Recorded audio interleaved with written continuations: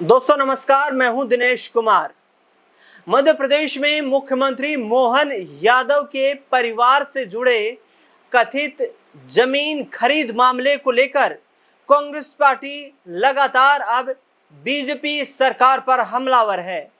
Congress party के मध्य प्रदेश इकाई के प्रदेश अध्यक्ष जीतू पटवारी लगातार बड़े निशाने प्रदेश सरकार और प्रदेश सरकार के मंत्रियों पर लगा रहे हैं।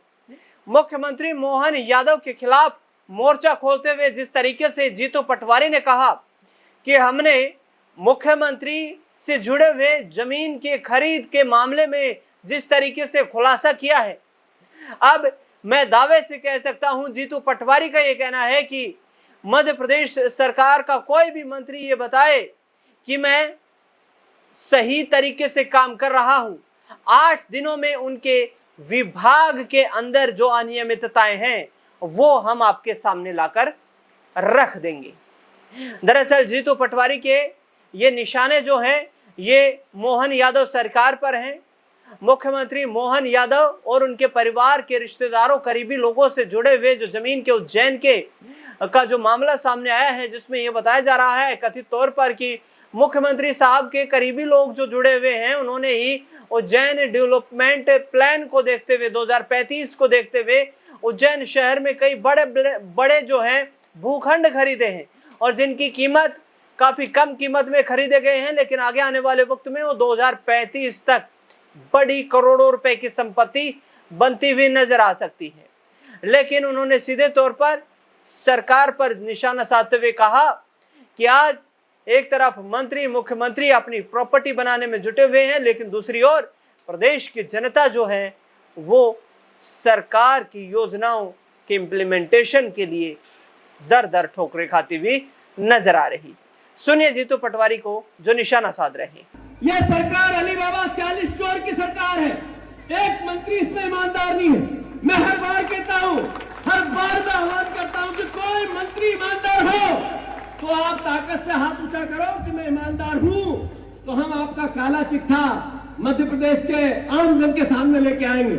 मैं फिर से आज भारतीय जनता पार्टी के एक मंत्री को चुनौती देता हूं। एक मंत्री ये बताए कि हाँ मैं ईमानदारी से काम करता हूं, तो मैं आपके विभाग का काला चिट्ठा 8 दिन के अंदर प्रदेश की पटल पर रखूंगा।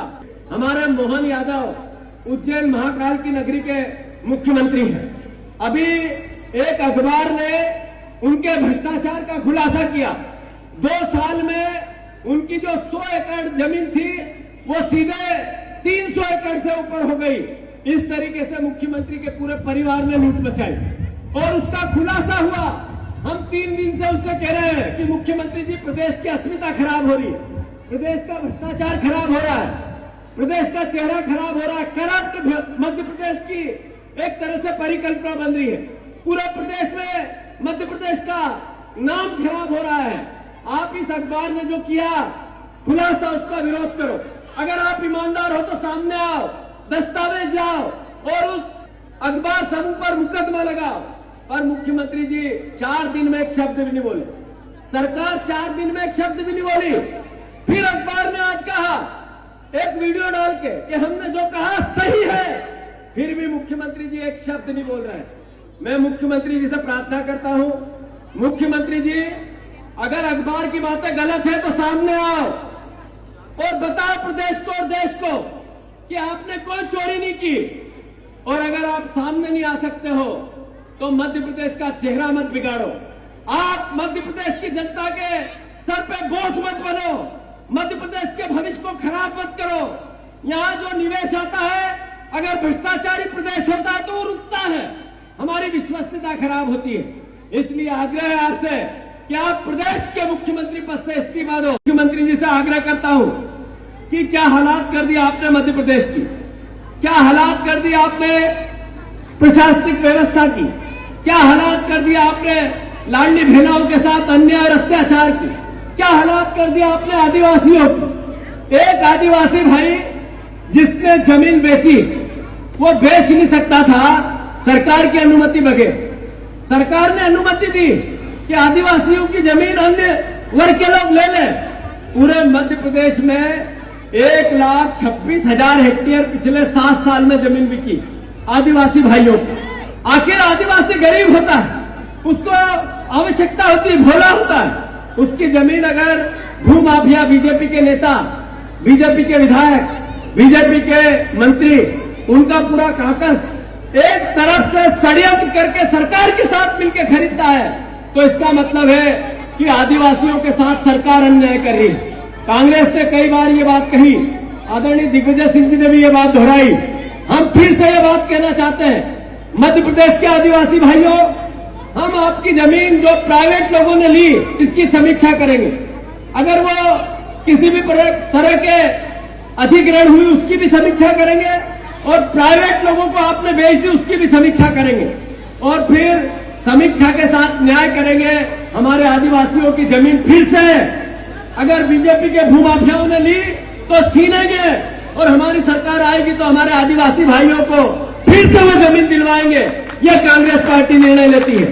अभी एक स्टिंग ऑपरेशन दैनिक भास्कर समूह ने किया, जिसमें ट्रांसफर उद्योग चल रहा था, जिसमें ट्रांसफर की फैक्ट्री चल रही थी। मैं मध्य प्रदेश के कर्मचारियों से कहना चाहता हूं कि कर्मचारी भाइयों, जितने ट्रांसफर हुए, एक कर्मचारी अगर ये बता दे कि बिना पैसे से आपका ट्रांसफर हो गया हो, तो मैं आपका नागरिक अभिनंदन कांग्रेस की ओर से करना चाहता हूं। मध्य प्रदेश के कर्मचारी भाइयों, जिनका ट्रांसफर नहीं हुआ, ये याद रखो कि आपने भारतीय जनता पार्टी की प्रत्यक्ष और अप्रत्यक्ष रूप से जो मदद की, उसकी यातनाएं आपको झेलनी पड़ रही है। मैं मध्य प्रदेश के कर्मचारियों से आह्वान करता हूं कि मध्य प्रदेश के तंत्र को हम सबको मिलकर बचाना है, आपके सम्मान को बचाना है। कर्मचारियों और अधिकारियों के जो अस्तित्व है, तंत्र उसी से चलता है। उनके दायित्वों के साथ वो जब मेहनत करते हैं तो उसके सम्मान को कांग्रेस पार्टी बचाना चाहती है। जो भ्रष्टाचार आपके साथ हुआ है, मंत्रियों ने किया है, भारतीय जनता पार्टी की सरकार ने किया है, आपने जो इनको पैसा दिया है, ये पैसा आपकी इनकम में से, आपकी तनख्वाह में से आपने इनको दिया है। इन सबको आप याद रखना, और जब 2028 का चुनाव आए तब इस भारतीय जनता पार्टी से बदला लेना। तो सुना आपने कांग्रेस पार्टी के प्रदेश अध्यक्ष जीतू पटवारी मध्य प्रदेश इकाई के सीधे तौर पर निशाना शिवराज सिंह चौहान की सरकार पर साध रहे हैं, वर्तमान में मोहन यादव की सरकारों पर साध रहे हैं। किसानों, महिलाओं से जुड़े हुए सवालों को लेकर वो सरकार से लगातार जवाब मांगने का प्रयास कर रहे हैं। यहाँ तक कि ये तक कहते हुए नजर आ रहे हैं कि आदिवासियों की जो जमीन है वो भी औने पौने दामों पर बिकी है, और इसमें बड़ा जो है झोल दिखाई देता है। अब देखना बेहद दिलचस्प रहेगा कि मुख्यमंत्री मोहन यादव खुद जो इस मामले को लेकर के अभी चुप्पी साधे हुए हैं, क्या सरकार का कोई मंत्री यहाँ पर जीतू पटवारी के इन बयानों का खंडन करता हुआ नजर आता है, और किस तरीके से अपनी सरकार यहाँ पर मौजूदगी दर्ज करवाती है। इस खास रिपोर्ट को लेकर के आपकी क्या राय, प्रतिक्रिया कमेंट बॉक्स में बताना बिल्कुल ना भूलें। देश दुनिया से जुड़ी बड़ी खबरों के लिए लगातार बने रहे हमारे साथ। धन्यवाद।